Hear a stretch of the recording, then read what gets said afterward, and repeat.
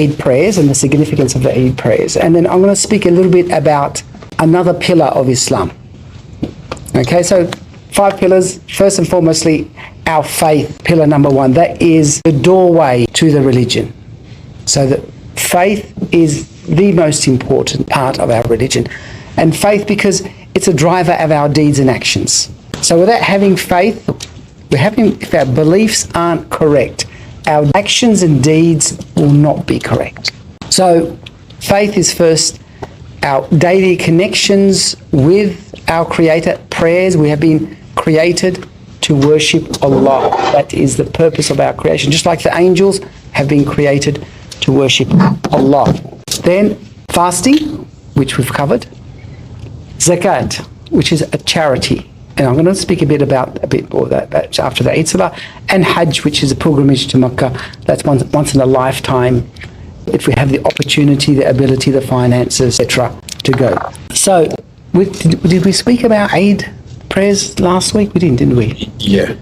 We done it? Yeah, because you mentioned the extra takbirs in the we've done it already? Yeah. Okay. I wasn't sure. Yeah. Okay then. We'll go straight to the zakat then. So basically, and these are kind of interlinked. Most worships are physical, that we go for Hajj, we pray.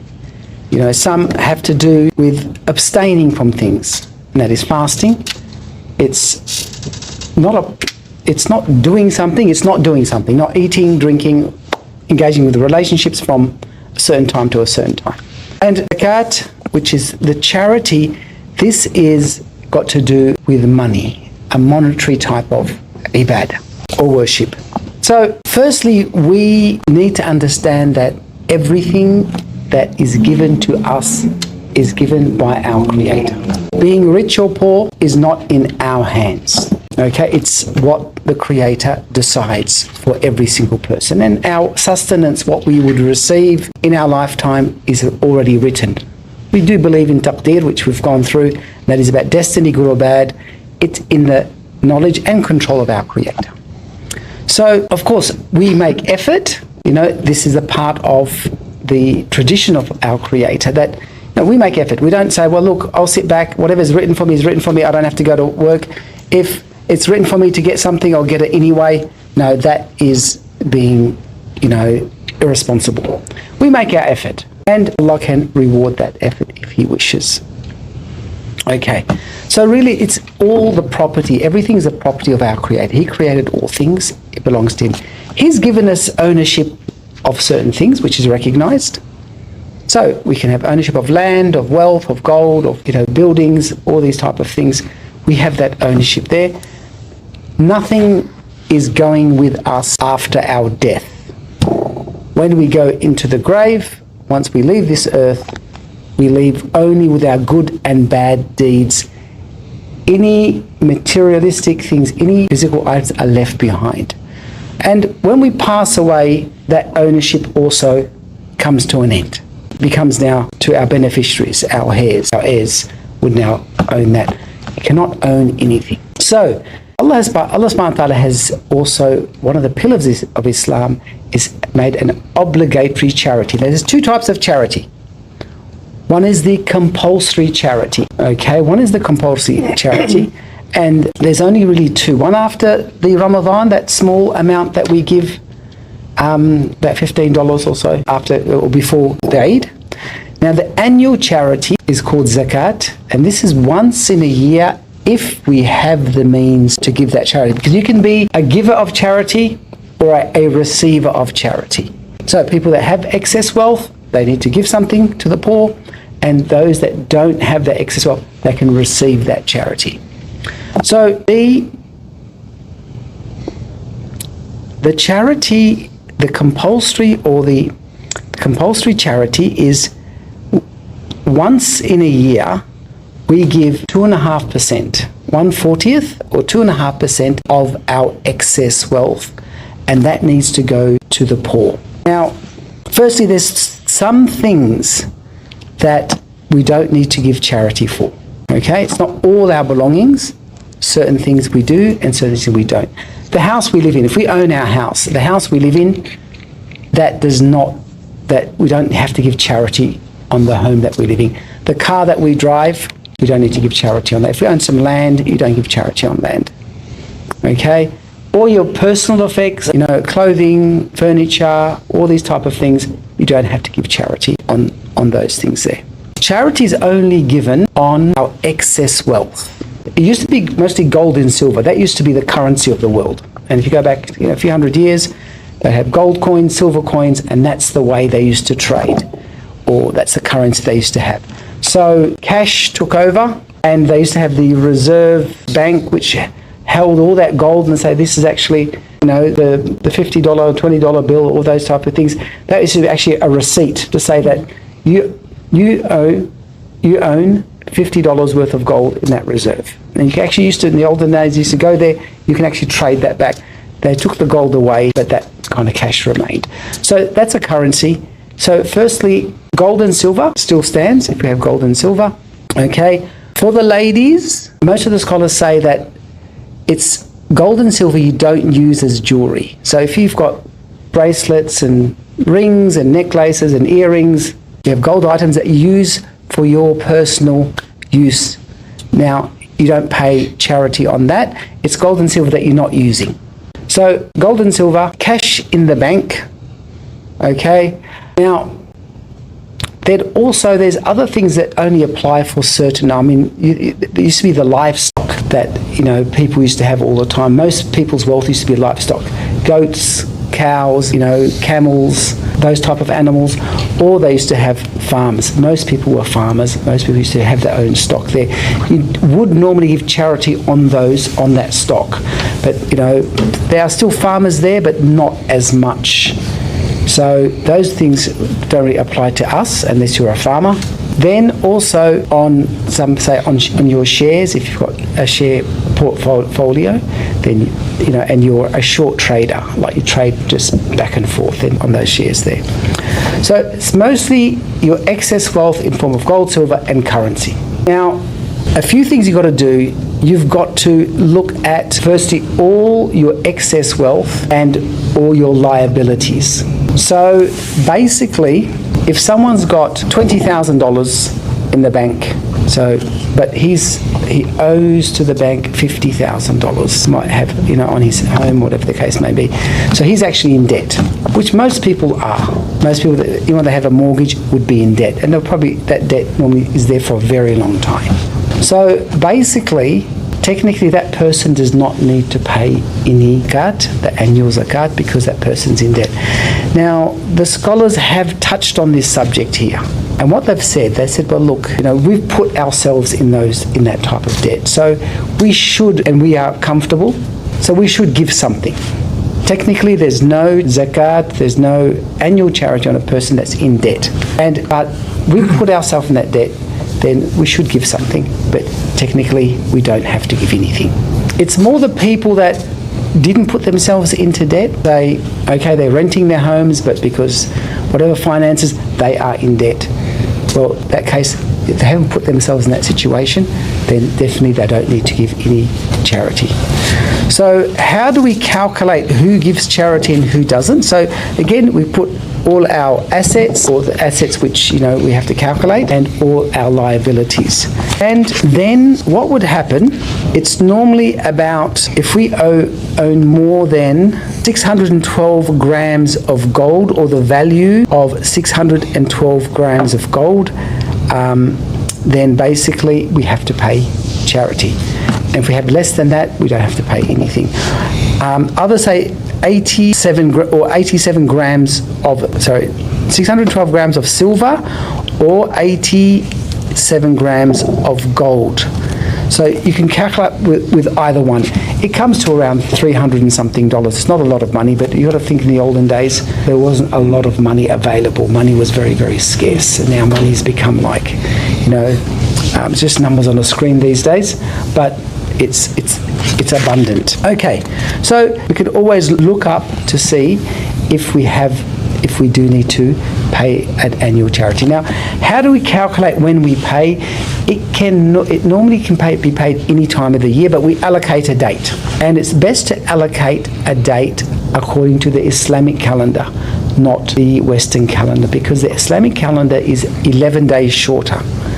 So if he said the 1st of January every year I'm paying my zakat, well, 365 days pass, but really after 354 days pass, we have to pay the next zakat. So what's you missing 11 days every single year.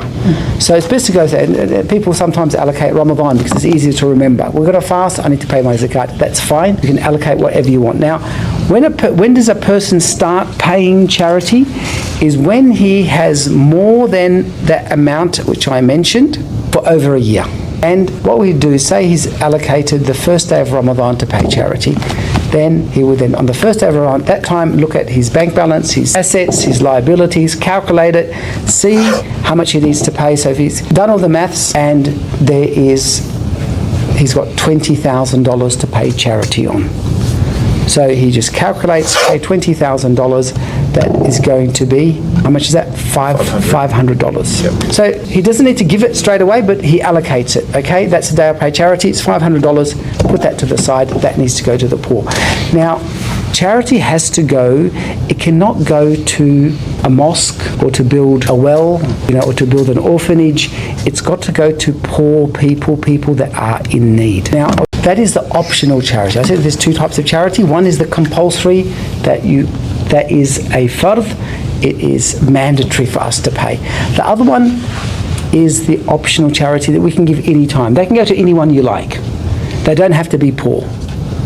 You can now give it to building a mosque or a water well or an orphanage, or you just want to give, you've got a cousin or an uncle or a friend that you want to give something. Look, you can give whatever you like, okay? It's always good to try to choose charities that, the need is there, okay? So that is not gifts. Where we have gifts, sometimes we want to buy someone a present and we buy them a present. That's a gift. Charity is normally something that is kind of a donation for a good cause. Okay, so you can do any time of the year, whenever you like, whatever you wish. Now, the compulsory charity, as I mentioned, then once you put that to the side, then you can find who you want to give that to. You can give that to anyone that is in need. They can be family members, except you cannot give that to your children or grandchildren or great-grandchildren. Parents and grandparents, great-grandparents as well.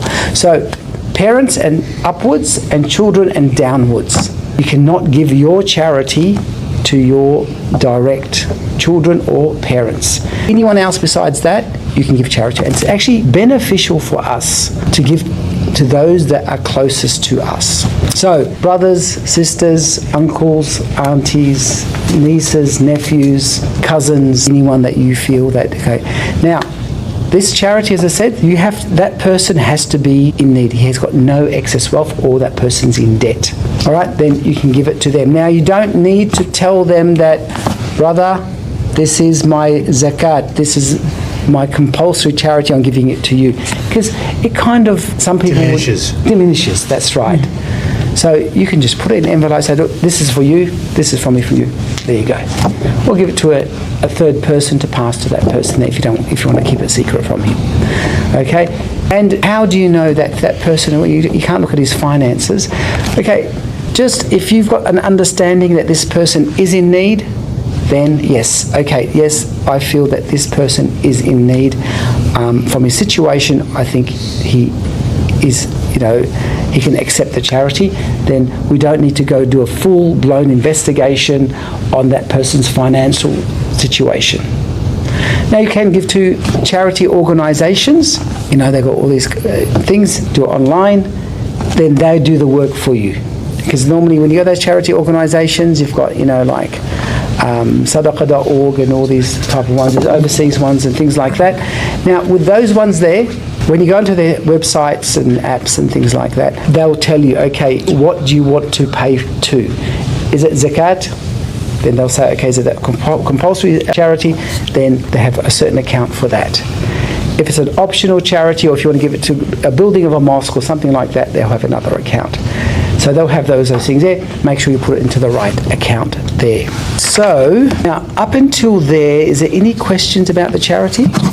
Only one question, just on those charities. So just when it comes to some of those, Batika.org or, Human Appeal or any of those sort of charity organisations. So when you do have that option of the Zakat al-Mal, they do give you different options, like it might be donate to Gaza, or it might be donate to Yemen, or some of these other ones, and they also have a most in need. Would it be best for us to usually just go most in need, or would it be better for us to kind of use our judgment?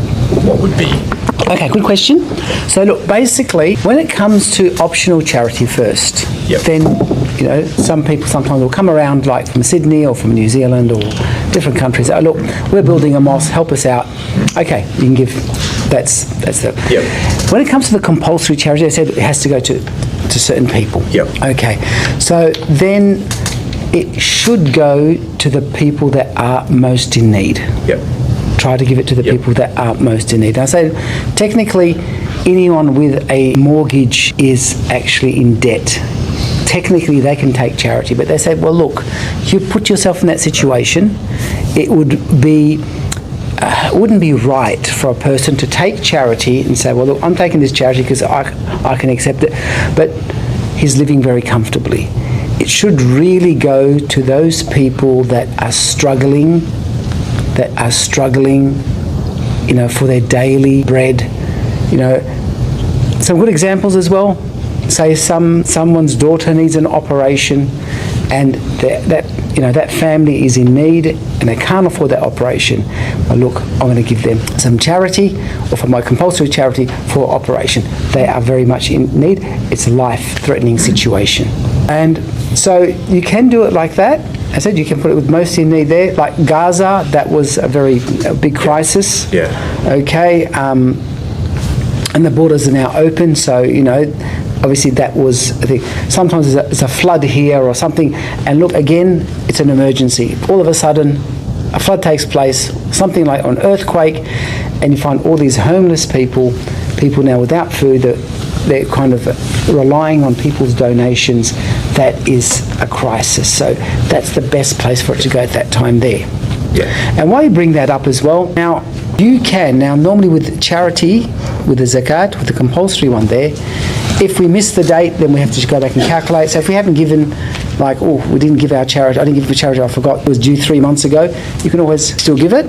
And if you're in a situation where your charity is due in 3 months' time, all of a sudden you've got maybe a relative that is in a bit of a crisis, or something takes place, earthquake takes place, and you say, oh look, they are really in dire straits. So even though it's due in 3 months' time, then I say, look, I'm going to give charity in advance. That's not due for 3 months. I'll give $500, and then once my charity is due, okay, and we calculate to $700, I've already given $200 to give now. Yep. Okay? But you have to always intend, it all goes by our intention, that this is for my compulsory charity. So if a person saw an earthquake, gave $500, and then when his charity was due, he said, oh, yeah, I gave $500 3 months ago, I'll make it for, no, too late. Yeah. You got to make the intention before you give it. Yeah. If you've given it already, you can't now change your intention and say, well, that was for that there. Yeah. Okay? That's one of the conditions. So one of the conditions as well, we do make intention, which is different from prayers. Like, we can't say, well, look, I'm going to be, for the sunset prayer, or look, I'm going to be busy at that time, I'll pray it now before it enters. If you did that, you still have to pray it again after the sun sets. So with prayers, they have to be within the time. But with charity, it does not have to. You can give it in advance. So, Imam, you said that compulsory donations or charity can be given any time, any form, any amount, but compulsory zakat, I think you mentioned Ramadan as a good time to give. Is that at the end of Ramadan or the start or at Eid? Does compulsory zakat have to be at a certain time? Okay. I probably got sidetracked. So I think I got sidetracked. I was about to mention that, but it's good that you brought it up. So we then allocate a time every year to calculate our assets and give that charity. So then once it's allocated, because it's an annual thing. Once you allocate the time, then every year, then it comes to that date every year, you would give charity. You're in the habit of doing it at that time. Correct. So, yeah, you allocate the time and then you just stick to that time. Now, the thing is, if one certain time was allocated, and there's probably, how much, 1.5 billion or 2 billion Muslims in the world? If it was allocated on one certain date, then all this money is going to be going to this poor on one particular date. And what's going to happen to the rest of the year? Nothing. So that's why, and even some of the scholars say, try to avoid, Ramadan's a good time to give, but don't let everyone give in Ramadan, because then the other 11 months of the year will be barren, correct. So then basically it's up to the individual to allocate the time and just kind of stick with that time there. Okay. That answer the question? So your compulsory zakat can be any time of the year, but keep to that same time every year. Okay. The National Zakat Foundation can also be used. Yeah, that's a Muslim one, right? Yeah, because from my country, we always have a central body to use them. Down here, there's no local. So National Zakat Foundation, is that Malaysian? No, Australia. Australian? You can use anyone. Look, you can use anyone you're comfortable with, you're happy with. Okay? You don't have to use them. You can give it yourself if you know who to give it to. I said relatives as well.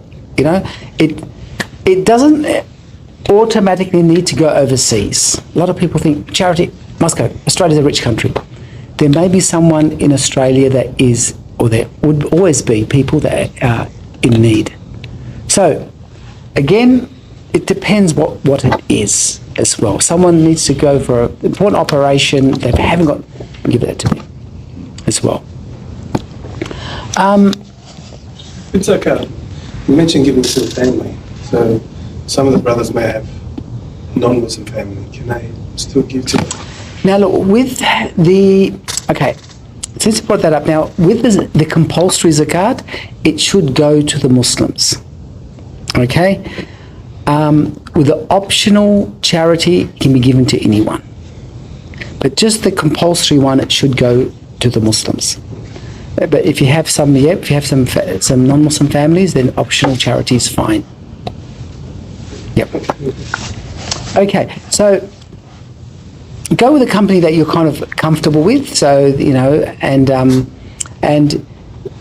something that's what's it called? Something that you feel things. So I'm not going to take any names here, but I find some charity organisations, say in the state of Australia, they are a little bit extravagant on their costs.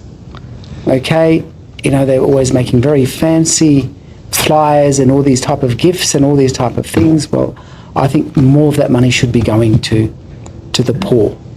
So basically, I said, just do a little bit of research on the thing, look some reviews, do a bit of research. You can also call them up, have a chat with them. You feel comfortable, you can then allocate them. You can use overseas ones as well. So the ones that from thing there. Again, just make sure they're a good company. Or otherwise, if we know someone personally, we can give them directly. We don't need to go through a charity organisation. Okay, there are 8 types of people that are eligible for zakat. I try to keep the kind of quiet thing, but I will mention where those people are who can actually take the zakat. So we can give just one kind of people, or is it if a central body they'll try to add it? So just give me a moment. Okay. All right. So we'll go through it since you mentioned. I thought I'll try to keep it simple, but you mentioned we'll go through it. Okay. Now, who can also? It's not only poor people. It is also the other classes that can be given zakat. Firstly, fuqara, those people that do not possess their basic needs, or they've got less than 300, and it's about $360. The break line for if you're giving zakat or if you can receive zakat. But again, go for the people that are more in need, especially when it comes to food, medicine, and kind of basic necessities. So people that are poor, they don't have nisab. Nisab is that break line which determines you're either a person that you have to give charity, or you're a person that can receive charity. So everyone's one of those two people. It's about 300. If you've got more than 360, today's today's times, it's not a lot of wealth. More than $360, you can now give. You have to give charity. If you've got less than, say, about $360, you can receive charity. So, Paul, okay, Masakin, the destitute, they are more eligible for zakat. They're the ones that haven't got their basic needs at all. They are, they haven't got enough food to eat for the day. Okay, now, Al-Amilin alayha. Now, normally, deal with the charity organizations, they have employees. So, a part of the charity money can go to the employees of a charity organization. Okay, now, so because they are doing the work, and if it's their occupation, if they're doing it as a volunteer, part-time, or just giving a few hours as a volunteer, they'll get their reward from their creator. But we need these associations, organizations, because then where are people going to give their charity? Sometimes it's hard for us to get the money to to its destination. So they've got this whole structure where they'd have people working in offices, people working on the ground, and all these type of things. That they have accountants and all these type of things. So the bigger the company. Now, they'll be collecting millions of dollars. A part of that charity can go to the employees if that's their full-time job. But it should be something modest. And that's why, I said, I don't take any names, but I just, I got an email flicked to me, it was many years ago, for a job vacancy at a Muslim charity organisation. It was probably about 15 years ago. But I noticed that they wanted a CEO and they were offering $120,000 a year. And that was 15 years ago, which is probably equivalent to $160,000, $180,000. I just kind of thought at the time, I was saying, look, that's a bit excessive. It should be kept modest, and should be kept modest. A person that wants to do that job should be happy to take a small wage, should be looking at a big wage. Even if that person's highly qualified, if he wants a big wage, then maybe he can work for BHP or another kind of type of business. Other people that are newly coming to Islam, okay, the Prophet ﷺ used to, a lot of the tribes were poor at that time as well, but the Prophet ﷺ then sometimes used to allocate some charity, some people, some tribes were interested coming into Islam, just to encourage them a little bit more. He would give them some money or, some gifts, just to kind of encourage them to come in, get them more inclined. They've got the interest already, they will just become Muslim. If their financial situation wasn't too good, he used to help them out and use charity for that. Okay, if they were wealthy, well off, no, he would not then allocate them anything. Okay, this is to do with, they used to have slaves. To free a slave, you can use the charity money. People that are in debt and, they're finding it difficult to repay their debt. Now, again, this is not so much the debt that we have made on ourselves. We took out a mortgage to buy a house. Okay, look, it's another topic, but it is difficult renting. Absolutely, it's hard to rent, and we need the security that you rent a house and the landlord says, okay, look, lease is coming to an end, please vacate, I need my property back, and then we're back to square one looking for a place to stay. It's actually much more convenient and things like that, but we put ourselves in debt. More the people that are in debt now, they've got food, they've got their necessities, but they're struggling to pay their debt back, so they can be helped out through charity as well. Okay. Okay, that's someone that, has some religious debt. Say he couldn't fast in Ramadan and you have to pay a certain amount of money, and then basically, he needs some help financially to pay that money, that's fine. Or someone that's made a promise that if I get this, I'm going to give $10,000 in charity, and that became a promise, now he has to give that, and now he's struggling to pay that. That's an option there as well. And the last one's Ibn Sabil, a wayfarer, a traveller. Okay, now, before the mobile phone and the internet and even the phone, someone now can be very well off in his own country. He's travelled to another country, for business or for a holiday, whatever the case may be, and he's lost all his money. Now he needs money to get back home. Now he's got a lot of money there, but he can't access his money. So what would happen is, then basically what would happen, he can accept charity. So he can accept charity and then he doesn't have to pay that charity back. He was caught out in that situation. In our days, there's a lot of electronic communications, so we can contact family or friends and say, look, just transfer some money over, or it's at Western Union, whatever the case may be, I'll pay you back. That's an easy option.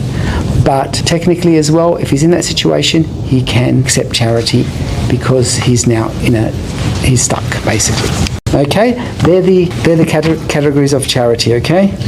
On the religious debt that you mentioned, and a person who has missed Ramadan repaid through money. Is that what you said? No, if a person can't fast. Can't fast. Now, when we say can't fast, there's two people. I think you probably weren't here when we covered that kind of topic. That kind of topic. You probably weren't here. They can't fast. Now, one person sometimes can't fast because they're sick. Someone got ill, got the flu, or got something else, whatever the case may be, stomach bug, and now he's sick for 7 days. And obviously if you're sick, you're excused from fasting. Now in that situation, we have to make those days up. The other person that can't fast is that person that has an illness that stops him from fasting. Say he's got diabetes. Okay? So he's got diabetes, and that's it. Once you've got diabetes, if it gets quite bad, you have to keep eating, otherwise you will start fainting, you'll get very lightheaded. Or someone that needs to take medication every 3 hours for treatment, things like that. Okay, so that's a permanent problem. That's not going to be fixed. So then he's excused from fasting, and then he pays a charity for every day that he can't fast. Okay? So that if someone got a religious debt like that, has got the money, he can use charity money. All right. See, I gotta get it. All right, now, okay. Now, what is some of the virtues? Okay, we'll talk about the importance. So some of the importance of charity. It is a worship. It is one of the pillars of Islam. It is a worship. It is spiritually beneficial for us, and that's fulfilling the orders of Allah subhanahu wa ta'ala, of our Creator. It is a spiritual benefit for us to pay charity. It also disconnects us with worldly things. Okay, love of money and greed are spiritual diseases. They're actually, and giving charity helps us overcome those spiritual diseases. Okay, now these things, it doesn't matter how much money you have. If you've got that spiritual disease, and I've heard many issues. There's one lady in the UK where basically she was a multi-millionaire. She was a multi-millionaire, but she had the disease of greed, and her daughter needed an operation. So she wouldn't pay for a private treatment for her own daughter. She put it in the public system, in line, and she ended up dying. So it's not how much money you have, it's how attached you are to money. So it helps to detach from this world, and it reminds us that, look, I'm giving this charity away. Freely, from my own free will, I'm giving this charity away, this money away. There will come a time that I'll have no choice in the matter. When I die, it will be taken from me, like it or not. So better off giving it away there. Other thing, our real money is what we send to the hereafter. Because the money here can disappear. Okay? Financial crisis, financial crash, whatever, we lose our job, whatever the case may be. Very easy that money can be taken away from us. Okay? We can see it now, but it can be gone tomorrow. What we send forth can never be taken away from us. For every dollar we give in charity, so we've given, say, over a period of 10 years, we've given $10,000 in charity, just for example. That $10,000 is locked in. That can never be taken away. That'll be waiting for us on the Day of Judgment. So it's really our real money. The money that we have in our bank accounts there is not our real money. That could be consumed by us, it can disappear, anything can happen. But when we send forth, that's guaranteed. The other thing is that really we give charity because this is the order of our Creator. It's a test. The Prophet, peace be upon him, has said in a hadith that if there's 3 things I would take an oath on, 3 things I would take an oath on, it will be these 3 following things. One of the things he mentioned is a person, when he forgives a wrong done to him, his honor only increases. Someone's slanders us or done something bad to us, right, we forgive them for the sake of Allah. Okay? Forgiveness, normally we're humbling ourselves. Look, I forgive that person. Allah said that, or the Prophet ﷺ said that that person will be increased in honor. That's guaranteed. We're taking an oath on it. Other one is that he said that whatever charity you give, your money increases. It does not decrease. He's taken an oath on that. Any charity, optional charity, compulsory charity, both of them are included. Your money is not decreasing, it's increasing. Our eyes tell us that, well, look, I had this much in the bank, I gave this much away, now there's this much left. That's what our eyes tell us. But in reality, our money is increased. Now, how does that work? The scholars say in certain ways, one way could be is that we've given $1,000 and Allah subhanahu wa ta'ala will open up another avenue of income. Okay, we'll get some bonus from work or something like that. Another avenue would come and we'll get more than what we've given. Okay, that's one likely scenario. The other one is that we had $10,000, we gave away $1,000, and we've got $9,000 left. But that $9,000, there is barakah, there's blessing in that $9,000. So we get more accomplished with that $9,000 than we would have got accomplished with $15,000. Okay, all right, and other ones it says that Allah can take some calamity away. Okay, we've given some charity, and maybe Allah saved us from having a car accident, which is going to cost us all these bills. So by giving that charity, He saved us from some calamity that will be a financial burden on us. So any of those ways is possible, but the Prophet ﷺ said that whenever you give charity, your money is increasing. It is not decreasing. So the third thing, which the Prophet ﷺ taken an oath on, that whoever opens up the doors of begging, okay, open up the doors of begging. In other words, he's made his livelihood begging for money off other people. Then the Prophet ﷺ taken an oath on it that he would always be in need. Allah will keep him poor. So people that do it as a business. Now, find in a lot of the poor countries, they'll just be walking around the roads, say, well, look, I don't need to work. I'll just go take money off the people, pretend I'm poor, whatever the case, or just beg off the people. No. The Prophet ﷺ always encouraged us to stand up on our own feet. Be givers of charity, not receivers. And there's one hadith of the Prophet ﷺ that one of his companions came to him and said, Ya Rasulullah, I'm poor, give me. And so he did. And then he came, he used that money up. He was genuine, okay? He was genuine. He was genuinely poor. He didn't have food to eat. Came after that money finished, he came back to the Prophet ﷺ and said, look, the money's run out, give me. And he did. Third time he came and said, okay, stop. What do you own? What do you have? He had some walking stick or something. So the Prophet, peace be upon him, said, okay, come to the mosque. So he said, okay, this walking stick, who would buy it off me? Someone said, they sold it, had some money. He said, okay, with that money we're going to buy him a rope. All right, went and bought him a rope, and he said to him, okay, take this rope now and go collect wood, use it to tie it up, come and sell it. He says, for you, even to eat off your own labour is more beneficial for you than to just rely on other people. And that's where even the prophets, a lot of the prophets, most of the prophets were poor. But the Prophet ﷺ, he was a shepherd. David, okay.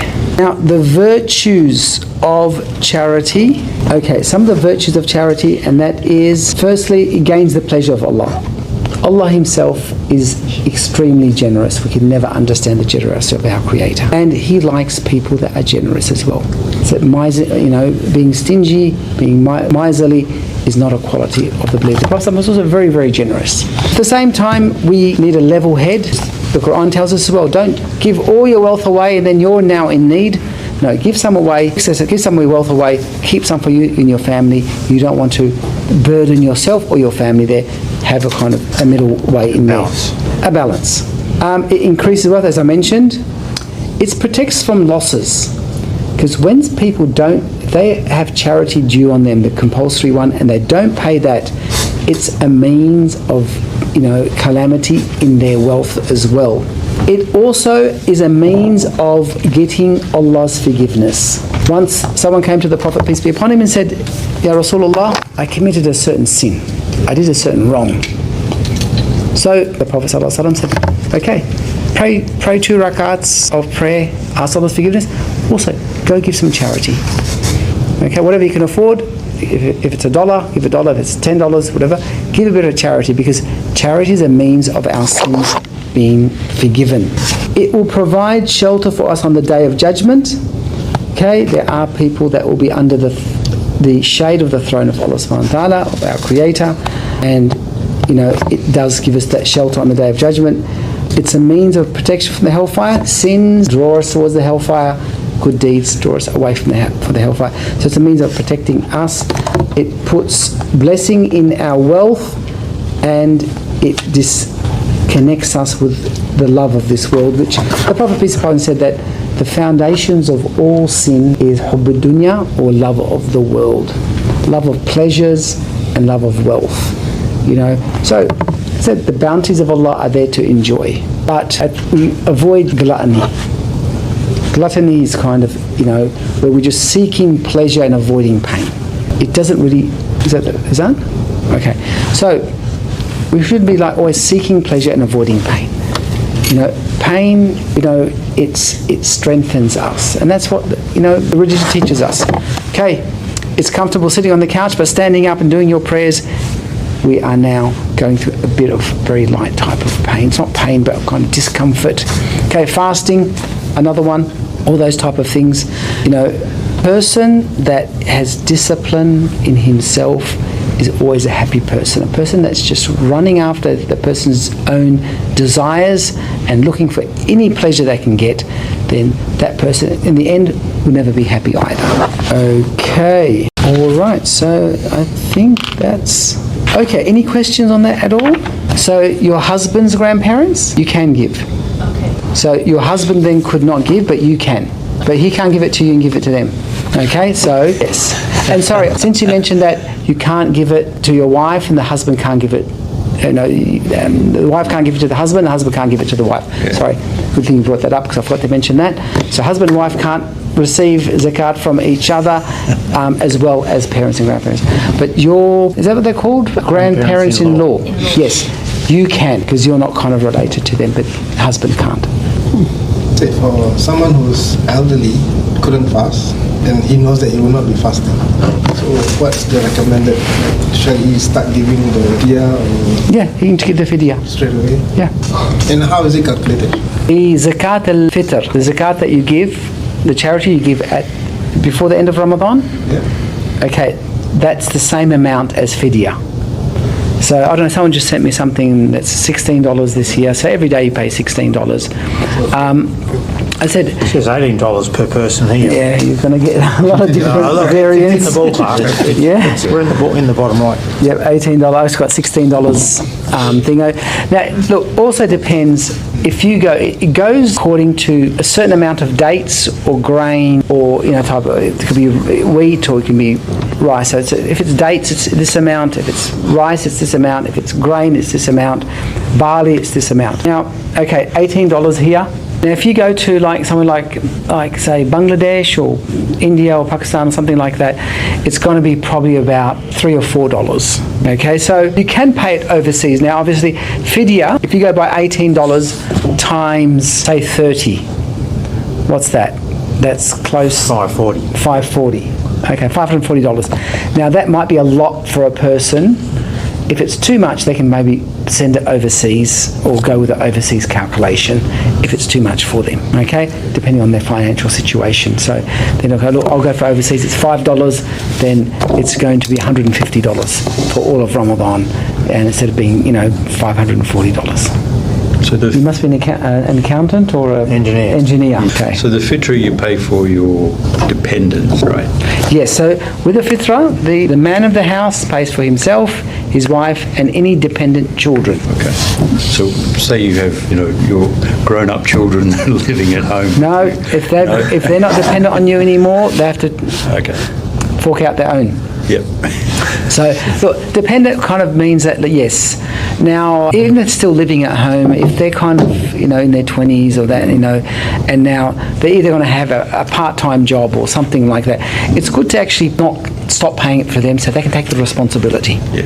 It's not a lot of money, but they can take the responsibility, or look, you may have the money, but I think it's a better option to pass it on to them and say, okay, don't forget to pay your thing, so they can feel it a bit more.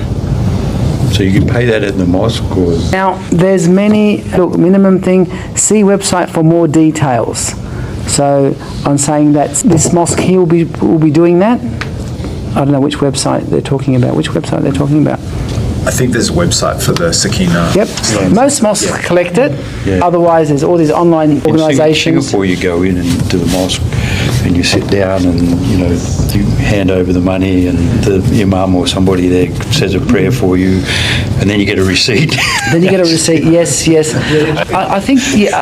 Well, you know, in kind of these Western countries, Singapore, and that Yeah. things are changing. Yeah. They used to have a donation box. Yeah. It was actually a physical box, and you put physical money in there. Now you just walk past and beep. Yeah. So I've seen those ones there. How much you want to donate? 5, 10, 15, 20, 50? You push the button, beep, and you keep walking. Yeah. So, yeah, it's becoming a cashless society, right? So it's becoming a cashless society. There's at the mosque, there's the one you pay, you know, the donation you give to the mosque when you go on Friday prayers or whatever. Is there a separate? Well, I don't know. In Bedford, you know, the Bedford Mosque there, what they do, they've got a little box on wheels, right? So they've got a little box on wheels where you can put cash in, but on top of the box, there's one of those little card readers Yeah, as right, well. yeah. So you pass it over, you can either put it that or tap your card.